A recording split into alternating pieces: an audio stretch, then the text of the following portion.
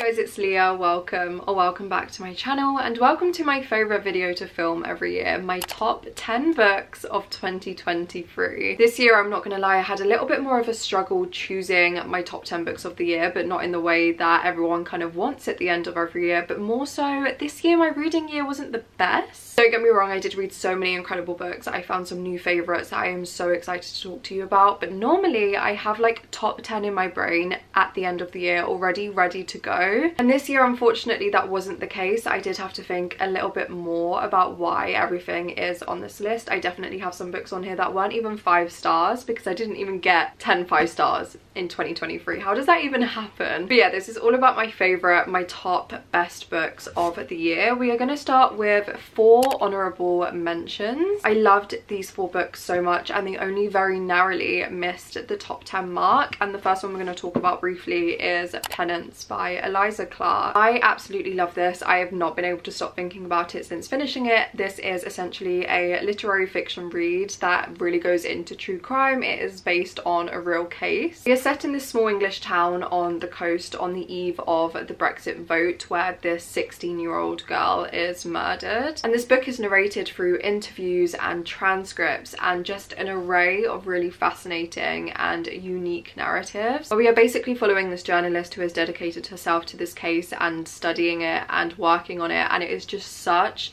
an interesting, unique book that really goes in depth into true crime and people's obsession with true crime, and how 99% of the time that is quite detrimental and harmful to themselves but also wider society. And I can only imagine how much Eliza Clark put into this book, and I love her writing style. This book was phenomenal. Another honourable mention is definitely The Bluest Eye by Toni Morrison. I read this quite recently actually, and it was my first Toni Morrison. Absolutely is not going to be my last. I loved it. I never really knew what to expect going into Toni Morrison's works. I always knew that she was an author who everybody raves about, like you need to read at least one in your lifetime, and I knew I was always going to. I did decide to go with The Bluest Eye. This was her first novel ever published, and now, dare I say it, I am going to read all of her books in chronological order. She's another author to add to this list. Her writing was so phenomenal. I think it is some of the most unique, lyrical, beautiful prose I have ever read, and the themes that she talks about, oh my god, it was just so moving. This is such a hard and difficult read. I would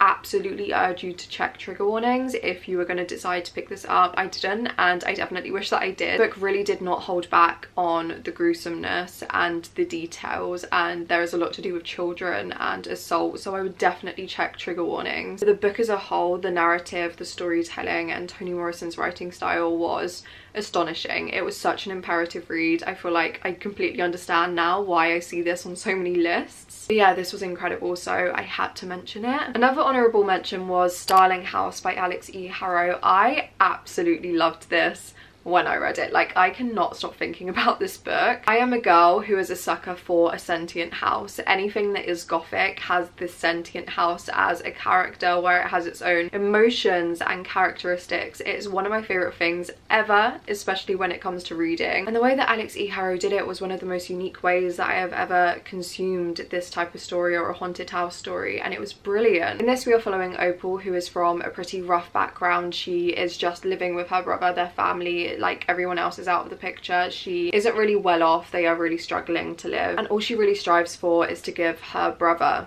a better life for himself, not even necessarily for herself. Everything she strives for is for him. But in the town of Eden, which is where they live, Starling House is this rumoured haunting house that is so broody and uncanny, and everyone is kind of told to steer clear from, but she has this deep fascination for it, and that is all you should know going into it. I feel like this book was so incredibly written. I absolutely loved it. I listened to the whole audiobook for it too. I didn't even read it physically, and I would definitely recommend listening to the audiobook. It was so immersive, and I absolutely adored Alex E. Harrow's writing style and narrative, and just the way she told a haunted house story was one of my favorite things ever, so I had to also mention this one. And then we have one more honorable mention, which I actually don't own physically because it was a proof for a book coming out in 2024, and that is An Education in Malice by S.T. Gibson. S.T. Gibson wrote A Dowry of Blood, which now is such an incredibly popular release, which makes me so happy because I read it so many years ago now. I absolutely loved it, and even then I knew that I would love every single thing S.T. Gibson releases, and this is their new book. I believe it comes out, I want to say around February, March. I may be wrong, I'll have the date up on the screen. Yeah, I read the proof for it and it was absolutely incredible. I absolutely loved it. It is a Carmilla retelling, so it is sapphic, it is gothic, it has vampires, and I loved so much about this. I loved S.T. Gibson's writing, of course, as expected. I also love the storytelling for this story. Carmilla is a book that I love so much, so reading a retelling from it was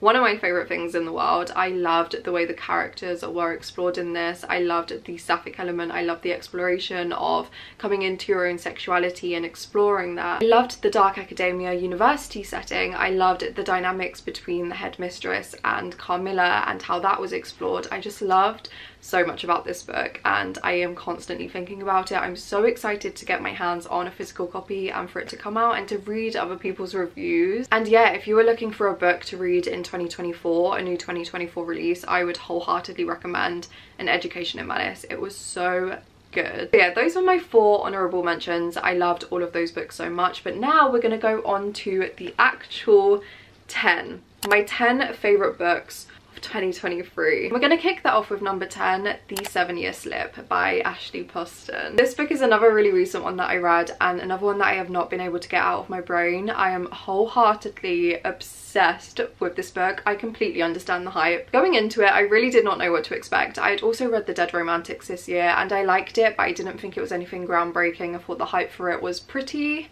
overhyped in my opinion, and I didn't really know if this was going to also be the same, but oh my god, people were not lying when it came to this book. So in The 7-Year Slip, we are essentially following Clementine, who has just moved in and kind of inherited her auntie's apartment because she has recently passed away in New York. She has moved, she is starting her life, and then one day this man kind of stumbles into the room and is like, hi, I'm subletting from your auntie, but he is 7 years in the past, and that thus causes so much yearning and tension and just the mystery and the intrigue of the apartment and these two people coming together, but they are in completely 2 different timelines. I really do think it is a book that you should go into not really knowing anything too much at all, especially because of how hyped it is. I didn't really know too much other than what the hype was saying, and I'm so happy I went into it like that. Like, it was the best reading experience. I read it so incredibly quickly. The yearning, the tension, the smut. Oh my god, I need every single thing Ashley Poston releases next. Like, I'm so in love with this book. Would highly recommend it. Also, he's a sexy cook.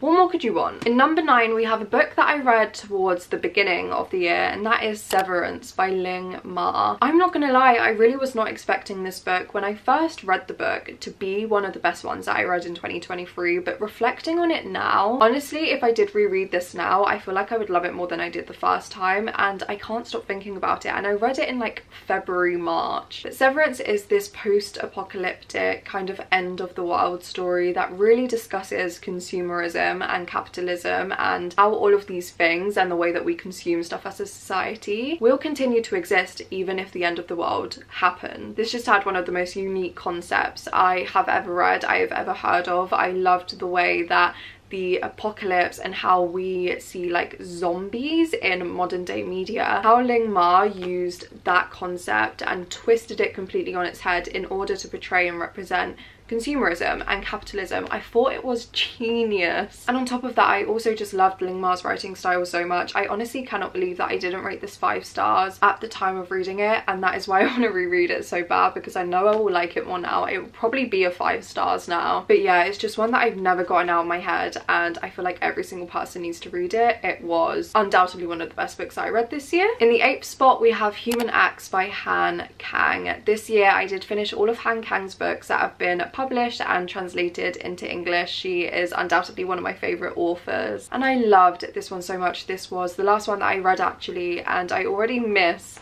consuming her writing and her words so much. I literally need something ASAP. Please, Han Kang, if you're listening, and all of her translators, I need a new book. But I will say that this is another one that I think you should go into not really knowing too much at all. All I knew going into it was the little tiny blurb that is on the back, so I'll read it to you just to hopefully spark some interest. Gwangju, South Korea, 1980. In the wake of a viciously suppressed student uprising, a boy searches for his friend's corpse. A consciousness searches for its abandoned body, and a brutalized country searches for a voice. This book was just so phenomenal. It holds so many of my favorite favorite quotes ever, which I need to tell you one because I feel like this entire book was great, right? But this one quote, it's probably one of the quotes that have stuck with me all year, like probably 1 out of 3 quotes. The one that is constantly in my brain replaying, and at what cost? Like, it's horrible. Oh my god, I just read another one that I completely forgot. So this isn't the one that I was talking about, but me. This quote is, "But without bodies, how would we know each other? Would I still recognize my sister as a shadow?" Okay, I found it. So this quote has stuck with me all year and is kind of not what solidified Han Kang as one of my favorite writers, but this is a prime example as to why she is. Quote reads, "How long do souls linger by the side of their bodies? Do they really flutter away like some kind of bird? Is that what trembles the edges of the candle flame?" Is that what trembles the edges of a candle flame? Like, respectfully, she's so sick and twisted for that, but holy f, it's so good. And I just love Han Kang so much, it just wouldn't feel right if I didn't include one of her books in a top 10 list. This one would highly recommend. I also think this is a great place to start if you want to get into her books. I've also just realized that I have not been putting the books up here, so let's rectify that. But in 8th place we have A Happy Place by Emily Henry. This is undoubtedly my favorite Emily Henry that I have ever read, and I'm so excited for Funny Story. Like, I need a proof of that in my hands right now. I cannot wait to read it. But this book was just so incredible. I loved absolutely everything about it. I loved the characters so much. They felt so human and so raw, and that is undoubtedly one of my favorite things about Emily Henry's writing. I love how she writes about flawed people because they feel so real, and all of these characters are not fictional in my brain. As I was reading this, I was reading it as if they were real people, and these were real stories, and this was a real thing that was happening in my real life. And I feel like that, especially when it's labeled a romance, I feel like that just shows how well Emily Henry writes, and I completely understand why so many people love her so much. I absolutely adored Harriet and Win. I have never been a second chance romance girly, and I loved Harriet and Win to my core. And as I just said, I just adore the way that Emily Henry writes romances with so much more depth and things hidden beneath the surface with more serious topics. I think that being able to balance those two things so perfectly to the point that it's this like perfect concoction of a book, she is just a genius, and I love her so much. This is definitely my favorite Emily Henry. I need to reread it. Okay, we're nearly halfway. Number 6 is definitely Divine Rivals by Rebecca Ross. This is another one that I read extremely recently. I actually read it in a Bookmas video, so if you want to see my experience reading it, I will link it up above. This is undoubtedly one of my favorite fantasy books of all time, one of my favorite romantasy books even. I just adored it so much. We are basically following these two characters, academic rivals to lovers. Iris is our protagonist. She lives at home. Her mum is an alcoholic. She is this journalist and this columnist, and she really wants this job to kind of become the best of her game, to kind of be the top in the job that she's at. So does Roman Kit, who she also works with, and that is where the academic rivals kind of work rivalry, which is one of my favorite tropes ever. That's where it comes in, and it is done so incredibly. The kind of like enemies to lovers at the start of this book was phenomenal. I understood both of their motives so much, but equally like the yearning for them to just come together. Oh, I was obsessed. In this book too, there is a war of the gods going on. Iris's brother went to fight in the war, and she has been writing him letters hoping that he would receive them and he will reply, so she knows that he's okay, but he never does. She sends these letters by sliding them under her wardrobe, and one day she does get responses, but it's by this anonymous person. It's Roman Kit. Yeah, so they are literally enemies to lovers, but he's writing her anonymous love letters. Like, when I tell you I was giggling, kicking my feet, this entire book was such a joy but also a heartbreak, and the ending, like, I need to read the sequel right now because the ending left my jaw on the floor. I was in the worst book hangover of my life. It just is undoubtedly one of my favorite books of the year. Taylor Swift wrote The Great War about them. If that doesn't convince you to read it, I don't know what will. Okay, and now we are at the halfway point. My 5th best book of 2023 is Blind Owl by Sadak Hediya. Oh my god, it feels so long since I read this book, but it is yet another one that has not been able to leave my brain. It was one of the most incredible, unique, existential, absurdist books that I have ever read. I was kind of warned going into this that it was a heavy read. It dealt with a lot of heavy subject matter, and the kind of culture and the beliefs beliefs and the mystery surrounding this book and the release of the book in real life. I was aware of it for a really long time but never really felt ready to read it until this year, and I'm so happy that I did. This book is told in 2 parts. The first part, we are following this really isolated narrator who is living this very lonesome life. He is addicted to opium and alcohol, and everything is very dreamlike. You don't really know if what is being told and narrated to you is what is actually happening. It is very fever dream-esque. And at the end of part 1, this isn't really a spoiler, it literally says it on the blurb. I feel like you could talk about this book in such detail and nothing would be a spoiler because there is so much to discuss and uncover every time you read it. But the first part essentially ends with our narrator covered in blood and being suspected of murdering somebody and the police being there. And then in part 2 we are unlocking all of the mysteries to part 1. It is essentially just this really incredible story that will leave you wanting to reread the whole book again the second that you finish the last page, because you're like, how did I miss this? How did I not see this? It's just one of the best books I've ever read in my entire life, and it was just so good. It really goes into the human psyche alongside all of the other themes that I've already listed, but honestly it should probably be up. It should not be the 5th book on this list. It could be the 3rd if I'm being honest. Like, this list, 5 and above, other than the first 2 books, they all mix. So this could be the 3rd best book I read, really. But yeah, that is Blind Owl by Sadat Khedr. I would highly recommend it, but if you are going to read it and take my recommendation, I would also highly recommend checking trigger warnings and kind of researching this book a little bit before going into it. Not only because it is so fascinating to research, but it really is quite heavy, but an incredible read nonetheless. And then the 4th best book that I read this year was The Chandelier by Clarice Lispector. Dare I say it's not going to be the only Clarice Lispector on this list. We already know by now she is my favourite author of all time. This is the last book that I actually read from her, the 4th book that I read from her completely. But it is such an incredible, astounding, beautiful read. We are essentially following our protagonist who has been brought up on this really isolated, quiet farm with her brother, and we are following her life. We are following her loves and her losses and her distrusts and her troubles, and we are just there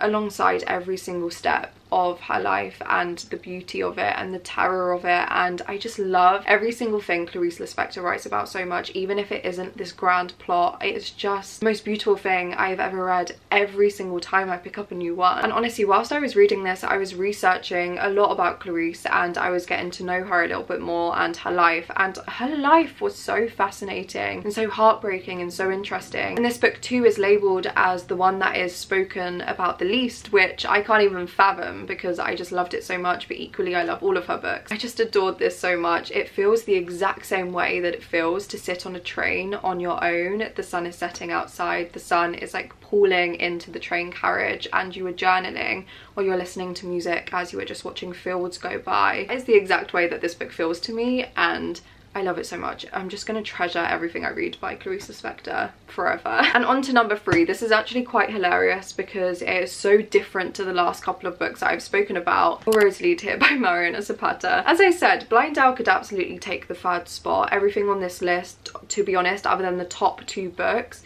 interchange. So like, take this as you will. This is the 3rd best book I read. But Rosalie Tear, oh my god, what a romance. This is the best romance book I've ever read in my entire life, and if you haven't read it yet, you need to. Mariana Zapata is the most incredible slow burn romance writer that every time it just pays off at the end. In All Rosita here we are following Aurora, who has returned to her childhood home. Her mum kind of went missing when she was younger during this height. When she got older she moved away and started a new life for herself, but she has decided to come back, and she has done that by renting the garage of this home. She gets there, she is met by Tobias Rhodes, who is like, I have not rented my garage out, babe, you are not moving in.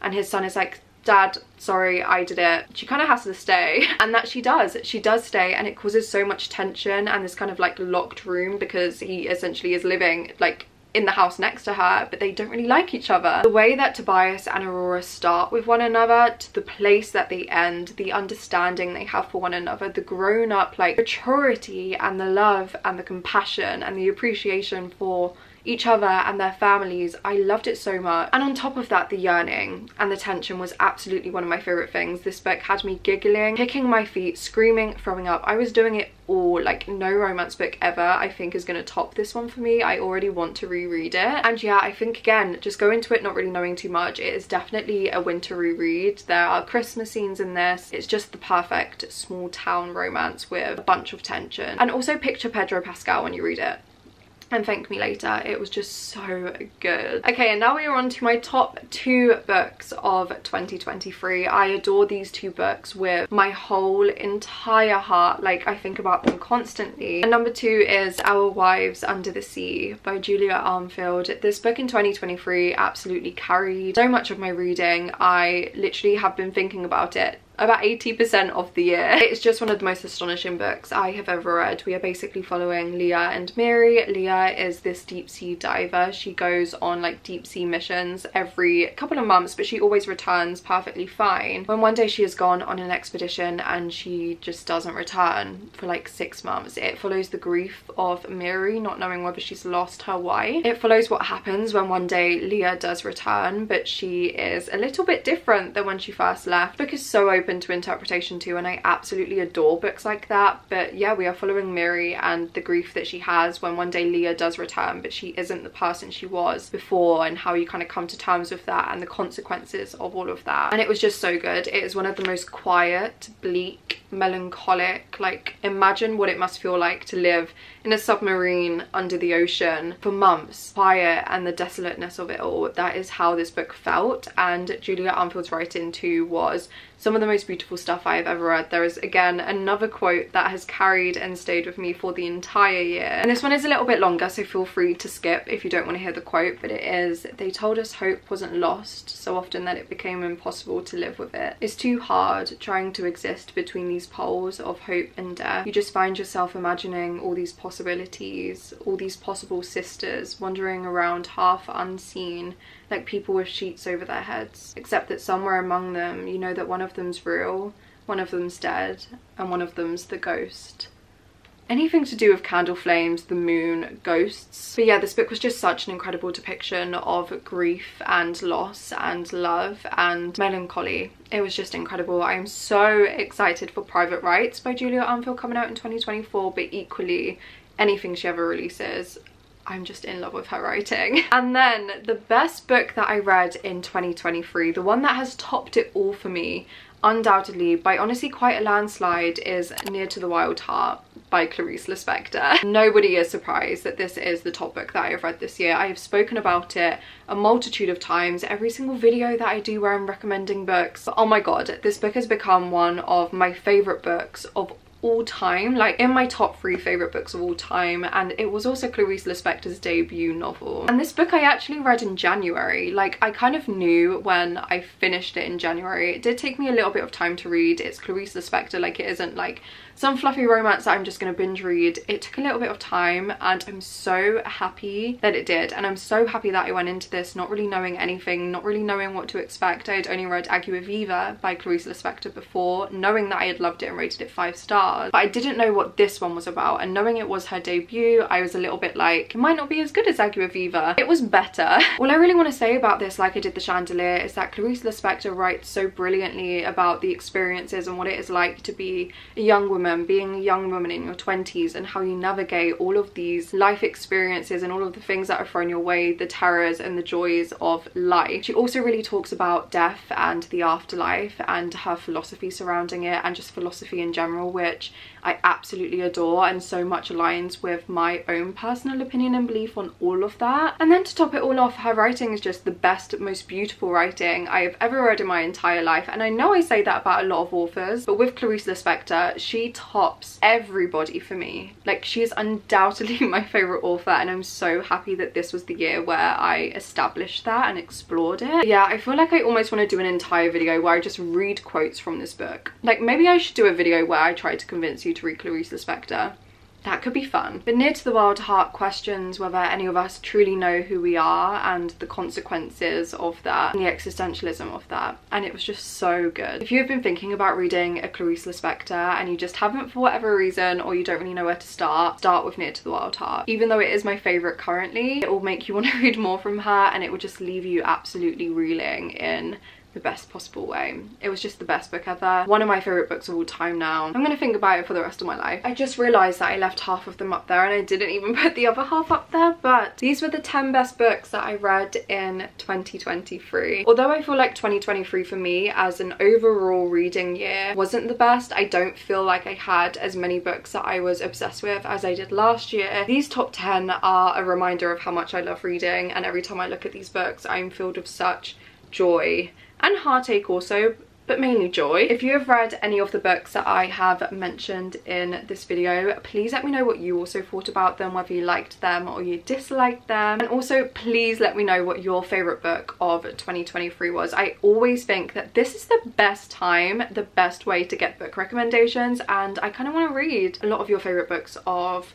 this year. Maybe for a video, maybe not. But please let me know what they are in the comments, or if you also just want to show you stayed until the very end but you don't know what to comment, comment any heart emoji for Near to the Wild Heart. And yeah guys, I want to say a massive thank you. This is the last video that I'm posting in 2023. Thank you so much for all of the support and the love that you have given me this year. I love filming and reading more than I ever have before, and that is hugely thanks to you guys and your support, so thank you so much for being here. So yeah, thank you so much for watching as always and for being here, and I will see you again very soon with another video.